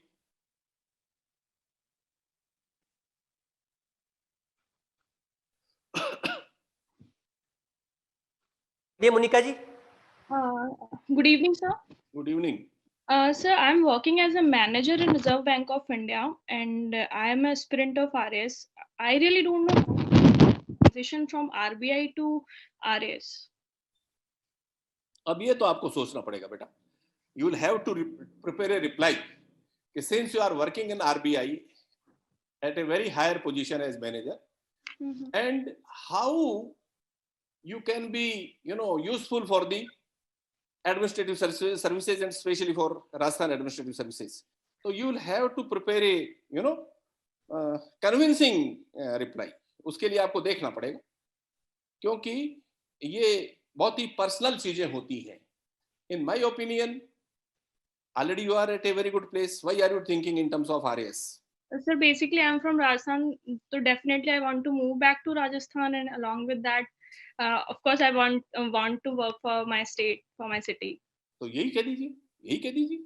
वो मैंने कहा ना कि जो भी बात करें ईमानदारी के साथ बात करें। अब अगर उनको गले उतरती है तो आपकी हेल्प करेंगी, और अगर आप ठीक से इंटरव्यू दे पाएंगी, सब्जेक्ट जो पूछ रहे हैं अगर आप उसका जवाब ठीक से दे पाएंगी, तो हो सकता है कि आप सेलेक्ट हो जाए। तो आप ये कहिए कि साहब, सिंस आप कहाँ काम कर रहे हैं अभी? बाहर हैं राजस्थान से? Yes, I am in Bombay right now. Okay, तो एक तो व्यू पॉइंट है कि you are in a very good city, you know, Yes, sir. Commercial city of the country, बहुत अच्छी जगह है, वहाँ काम करें। दूसरा ये है कि आप जब कहें साहब कि मैं तो since I want to serve my state and I want to come to my state, तो मैं मेरी क्षमता तो है ही है, योग्यता भी मेरे में, इसलिए I was selected in RBI. और चूंकि वहाँ रहते हुए भी मैंने तैयारी की तो मैं आरएस में भी सेलेक्ट हो गई हूँ। तो मैं चाहती हूँ कि अपने स्टेट में अपने स्टेट की सेवा करूँ, और एक वहाँ मुझे थोड़ा अलग से फील होता है कि मैं थोड़ी अपने स्टेट में ऐसा कुछ, जब आप सोच लीजिए, क्योंकि किसी भी चीज का देखिए कोई रेडीमेड जवाब नहीं होता है, it depends on the candidate. आप जिस तरह से कन्विंसिंग जवाब दे सकती हैं, उसमें हम लोग तो आपको एक क्लू बता सकते हैं कि इस लाइन पे आप कोई चीज डेवलप करें। और if you are honest in your efforts, then system will help you. Okay. Sir, बोलिए। so actually I really doubt that they will definitely say the counter question to me that why you want to serve the state when you can serve the like nation. Sir, actually I really got fumble if they give me such kind of question. So नहीं तो उसका इसको ज्यादा नहीं खींचते भाई, इसको ज्यादा नहीं खींचते हैं। हम लोग जानना चाहते हैं, क्योंकि किसी भी चीज का कोई रेडीमेड जवाब नहीं होता। हम ये जानना चाहते हैं कि जब आप वहाँ इतनी अच्छी पोजीशन पे हो तो यहाँ क्यों आना चाहते हो, तो आपके पास जो जवाब है वही तो दोगे। ठीक, अब वो कन्विंस हो या ना हो, आपके पास कोई चारा ही नहीं है। इसलिए हमेशा आप जो आपकी बात साफ है, सच है, वो कहो। अब वो कन्विंस होते हैं, नहीं होते हैं, क्या होगा, हो सकता है कि वो बहुत ही ज्यादा प्रभावित हो जाए कि हमें एक अच्छा अफसर, हमको ऑलरेडी आरबीआई में काम कर रहा है, हमको अच्छा कैंडिडेट मिल रहा है, तो अच्छी बात है। तो इसलिए जस्ट, और फिर बहुत सारी चीजें होती है सिलेक्शन पे, आपका रिटर्न कैसा हुआ है, कैसा नहीं हुआ है, बहुत सारी चीजें हैं। हो सकता है कि आपके इंटरव्यू में कम मार्क्स आए, लेकिन आपके रिटर्न में बहुत अच्छे मार्क्स हैं, तो आप वैसे ही ऊपर आ जाओ। इसलिए इन चीजों को ज्यादा वो नहीं करना चाहिए। okay. वो क्या सोचेंगे सोचने दीजिए, आप अपना काम करिए, that's all. Thank you so much, sir.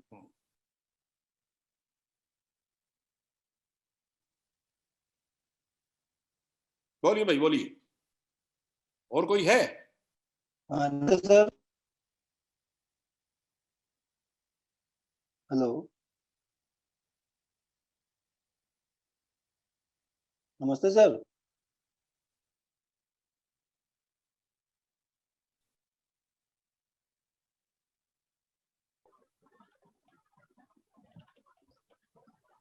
Ravindra Kumar ji बोलिए, रविंद्र कुमार जी। जी सर, सर नमस्कार। बोलो भाई, बोलो, छोड़ो यार नमस्कार, तुम काहे को बोलो, आप तो बोलो। यस सर, मैं पिछले 15 साल से पुलिस सेवा में कार्यरत हूं, जिसमें मैं कांस्टेबल के पद पे रहा और सब इंस्पेक्टर के पद पे रहा। उसके अलावा उसके बाद मुझे मुख्यमंत्री राजस्थान सरकार और महानिदेशक पुलिस राजस्थान के कुछ प्रशंसा पत्र मिले हुए हैं, जो अभी तक मैंने कहीं शो नहीं किए हैं। इसमें क्या मुझे इंटरव्यू बोर्ड में इनको लेके जाना चाहिए?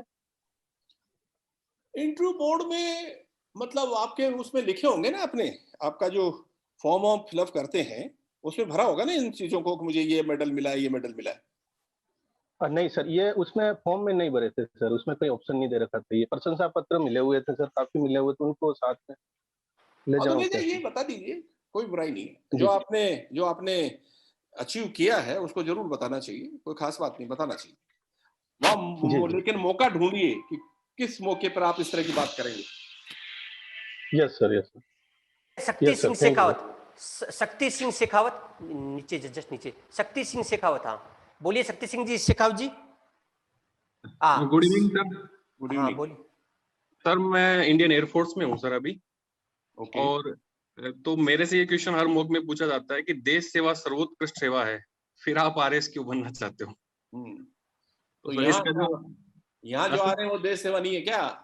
नहीं है, लेकिन वो बोलते हैं इससे बढ़िया तो नहीं है वो, जो भी काउंटर बोलते हैं। वो तो देखिए, वो उसको छोड़िए, आप तो अपनी बात कहिए कि साहब मैं आना चाहता हूँ, वहाँ जो एक्सपीरियंस किया उसको एडमिनिस्ट्रेशन में काम में लेना चाहता हूँ, और मेरे जैसे केसेस बहुत कम होंगे जो फोर्स में रहते हुए यहाँ एडमिनिस्ट्रेशन में आना चाहते हैं, और जो मैंने वहाँ एक्वायर किया, जो मैंने वहाँ सीखा है, वो चीजें मैं एडमिनिस्ट्रेशन में लागू करना चाहता हूँ। आप अपनी बात कहिए, वो तो इन चीजों का कोई मतलब नहीं होता, वो चीजें उनको कन्विंस करनी चाहिए, दैट्स ऑल। ठीक है सर, ठीक। हाँ, सर जो प्रिपेयर किया है मैंने, आंसर वही दे दूं मेरे को जो ठीक लग रहा है, जिस वजह से मैं आना चाहता हूँ। हाँ, और क्या आना, आप चूंकि एग्जाम दिया आपने। और देखिए क्या है कि वो कितने मार्क्स देते हैं, जब आपका रिटेन में बहुत अच्छा है तो टोटल होके ऊपर आ जाता है। आप अपनी बात जरूर कहिए, अब इसके अलावा तो कुछ चारा ही नहीं ना। अब वो क्या चाहते हैं, किस आधार पे मार्क्स देंगे, क्या करेंगे, ये व्यक्ति से सब अलग अलग है, बोर्ड अलग अलग है, अलग अलग व्यक्ति बैठेंगे, पता नहीं कौन बैठेगा, उनका क्या सोच है। इसलिए आप अपनी बात बिल्कुल कन्विंसिंग तरीके से कहेंगे, इफेक्टिविटी के साथ कहेंगे और ईमानदारी के साथ कहेंगे, बनावटीपन नहीं होना चाहिए। यस सर, आपने अपना काम कर दिया। ठीक है सर, थैंक यू सर। अगले व्यक्ति है प्रशांत जी। प्रशांत, हाँ प्रशांत जी पूछिए। प्रशांत जी अगले हेलो, व्यक्ति है। हाँ हेलो, हाँ hello, good evening sir. Sir मेरा सवाल ये है कि सर करंटली मैं मिनिस्ट्री ऑफ डिफेंस में वर्किंग हूँ सर, दिल्ली में सर।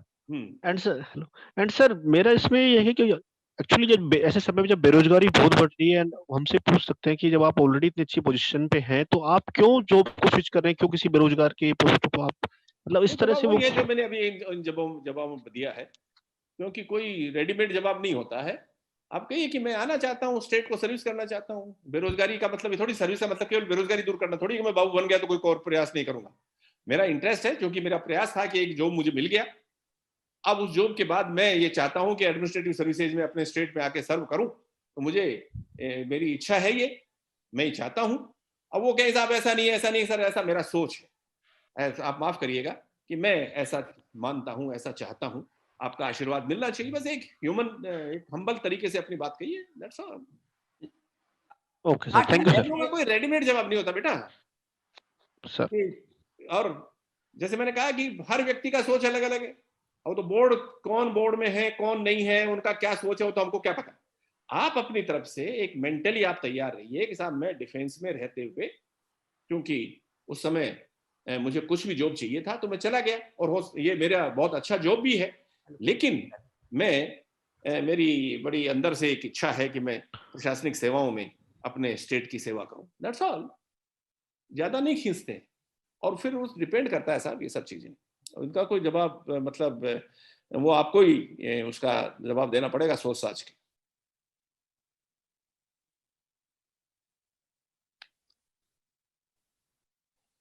बोलिए बोलिए, 5 मिनट और है अपने पास। धर्मेंद्र पटेल जी बोलिए।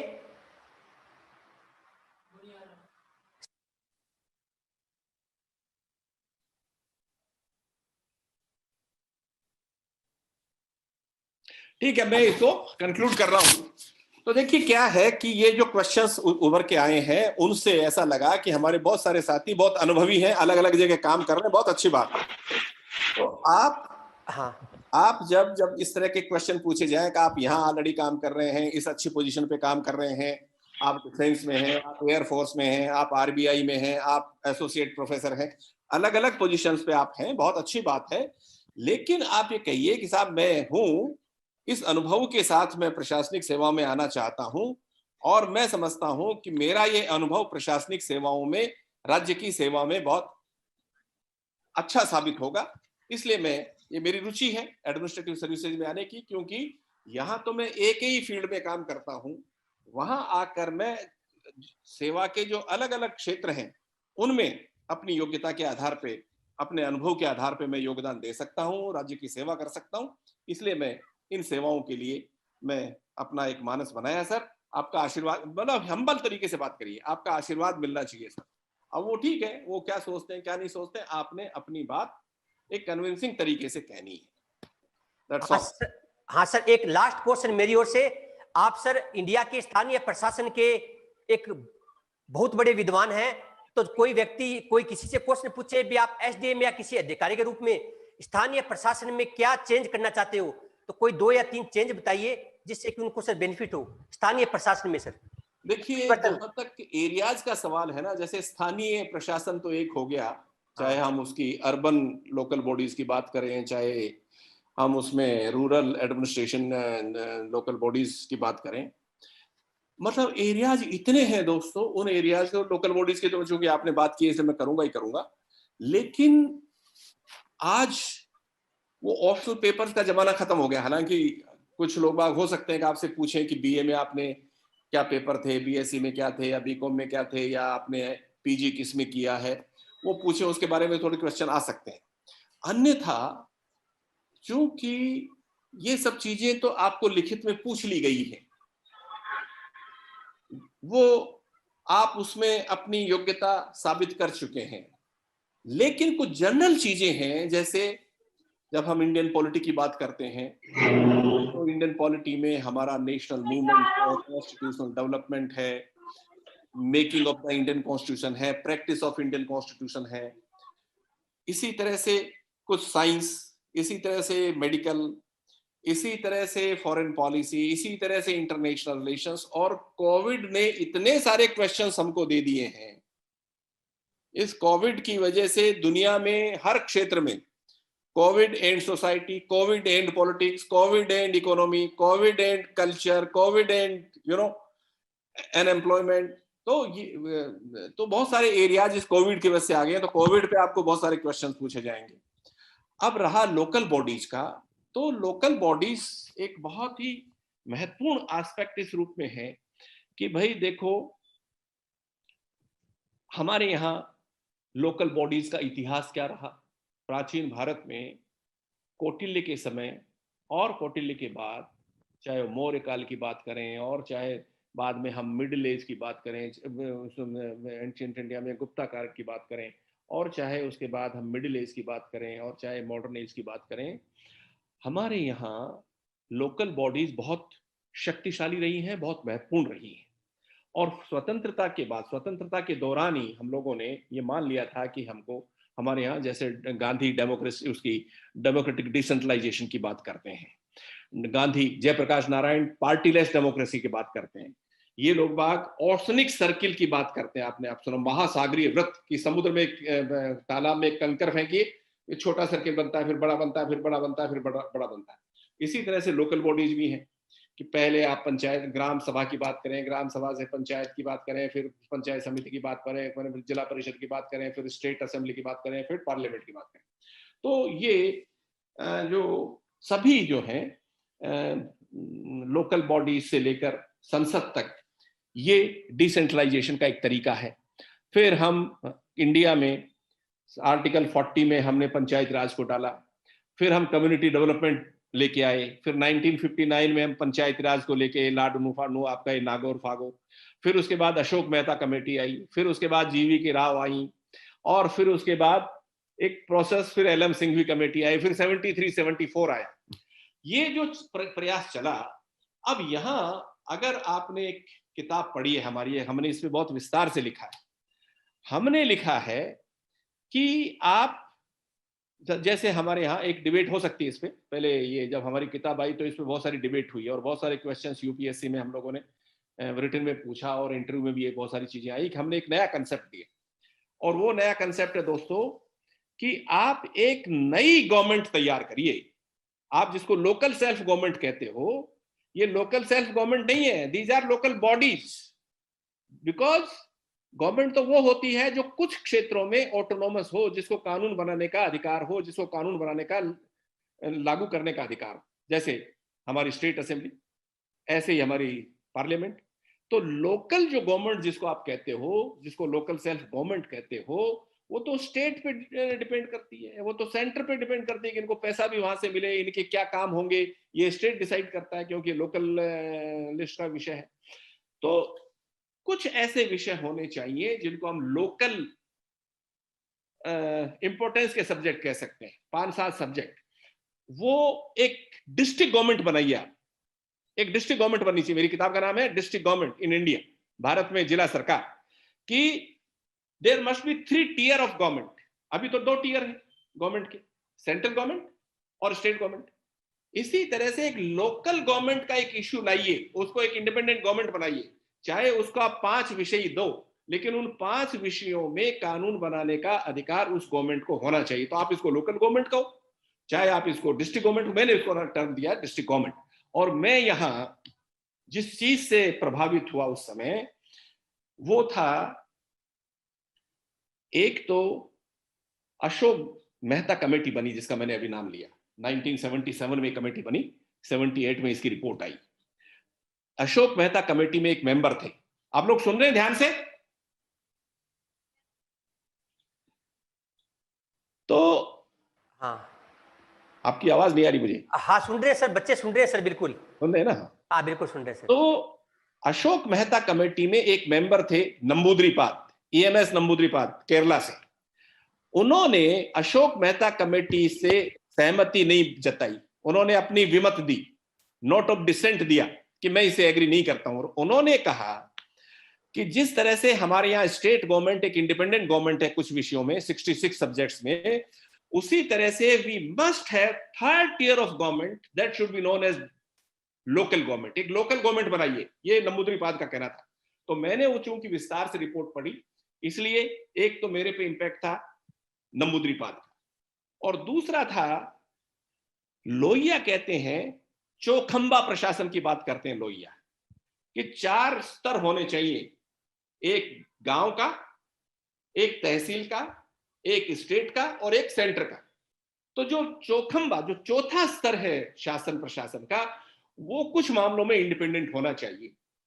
और इसलिए जब 73rd 74th कॉन्स्टिट्यूशनल अमेंडमेंट आया तो पार्लियामेंट में एक ऐसे कंपटीशन रखा गया, हम लोग करीब 3700 लोग उसमें शामिल हुए, और उसमें हमको जो सब्जेक्ट दिया गया ऑन द स्पॉट वो था what shall be the implications of 73rd 74th constitutional amendment, उसके क्या इम्प्लीकेशंस होने जा रहे हैं। तो मैंने उसमें जो टाइटल रखा कि we are going towards district government.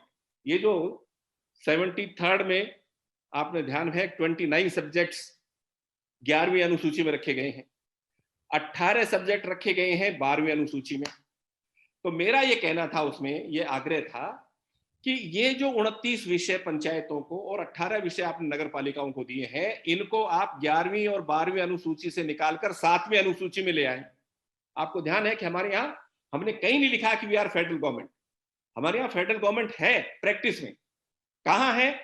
अनुसूची 7 में, जहां हमने डिवीजन ऑफ पावर्स कर रखा है।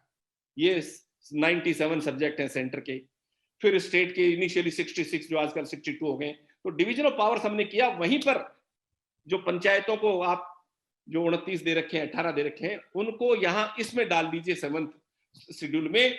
3 टियर फेडरेशन अपने आप पैदा हो जाएगा। ये दुनिया को एक हमारी देन होगी, क्योंकि दुनिया में सब जगह 2 टियर फेडरेशन है, लेकिन चूंकि हमारा डिस्ट्रिक्ट भी यूरोप के राज्यों से कहीं बड़ा है, इसलिए हमारा डिस्ट्रिक्ट हमने कलेक्टर को सौंप दिया। अब कलेक्टर लॉ एंड ऑर्डर तो मेंटेन कर सकता है, रेवेन्यू कलेक्ट कर सकता है, लेकिन चूंकि भूतकाल में ब्रिटिश शासनकाल के दौरान कलेक्टर ने कभी डेवलपमेंट काम नहीं किया, कभी वेलफेयर काम नहीं किया, इसलिए वहां एक छोटी सी गवर्नमेंट लेके आइए, जिला प्रमुख को आप वहां का डिस्ट्रिक्ट चीफ मिनिस्टर बना दीजिए। इस तरह का आर्टिकल मैंने लिखा, and I stood first in that ऐसे कंपटीशन। तो मुझे जो मैंने वो जो ऐसे लिखा हुआ, उस ऐसे को फिर मैंने 2002 में एक बुक के रूप में डेवलप किया, और मुझे इसका सपोर्ट मिला जब मध्य प्रदेश में दिग्विजय सिंह ने अपने राज्य में डिस्ट्रिक्ट गवर्नमेंट की घोषणा कर दी, and I was very lucky to be associated that district government committee in Madhya Pradesh. तो कहने का तात्पर्य यह है कि लोकल गवर्नमेंट को अगर आप लॉजिकल एंड तक ले जाना चाहते हैं, डिस्ट्रिक्ट केवल डिस्कशन के लेवल पे नहीं, एक राज्य में डिस्ट्रिक्ट गवर्नमेंट बन चुकी है। अब ये दूसरी बात है कि उनका केवल पॉलिटिकल मोटिव था, केवल चुनाव जीतना था, चुनाव जीत गए, लेकिन अगर इंक्रीमेंटल लेवल पर धीरे धीरे अगर आप लावें तो इनको एक एक 2-2 सब्जेक्ट देते हुए पंचायतों को सशक्त बनाइए, क्योंकि आर्टिकल 40 का मतलब यही है। नीति निर्देशक तत्व में कहा गया है कि राज्य जब जब सुविधा होगी वह पंचायतों को एक राज्य के रूप में स्थापित करने का प्रयास करेगा। तो हम इनको एक गवर्नमेंट के रूप में डेवलप करने का प्रयास करें। तो लोकल सेल्फ गवर्नमेंट जो ये कहा जाता है, ये मिसनोमर है।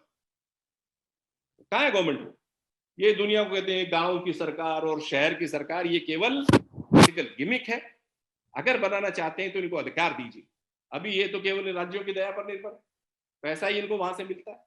तो अगर इनको सशक्त होना है तो इनको अपने जो इकोनॉमी के सोर्सेज भी ढूंढने पड़ेंगे, क्योंकि बिना पैसे के, बिना इकोनॉमी साउंड के आप इंडिपेंडेंट गवर्नमेंट नहीं बन सकते। तो वो भी करना पड़ेगा, और स्टेट गवर्नमेंट को भी, सेंट्रल गवर्नमेंट को भी ईमानदारी के साथ इनको डेवलप करने के प्रयास करना चाहिए। This is my view. Thank you sir, आपकी लाइव क्लास के लिए बहुत बहुत बहुत धन्यवाद सर। आपने इस छोटे से मिशन को अपना कीमती समय दिया। आप सर, अब बात आपसे इसलिए क्योंकि आप सर, आपकी एक पहचान है कि एक आप इतने बड़े पद पर होने के बाद भी महान कह सकते हैं कि इतने बड़े ओहदे पे होने के बाद भी एक आम इंसान की तरह लोगों की हेल्प करते हैं, युवा पीढ़ी को, देश के समाज को आगे ले जाने का प्रयास करते हैं। इसी प्रयासों के तहत हमने आपसे बात की, एक शिक्षक के रूप में, चेयरमैन के रूप में, कुलपति के रूप में जो आपने देश को सेवाएं दी है और अभी भी अपने अनुभव से देश को सेवाएं दे रहे हैं, उसके लिए सर तहे दिल से आपका धन्यवाद। जय हिंद, आभार सर, धन्यवाद सर, धन्यवाद।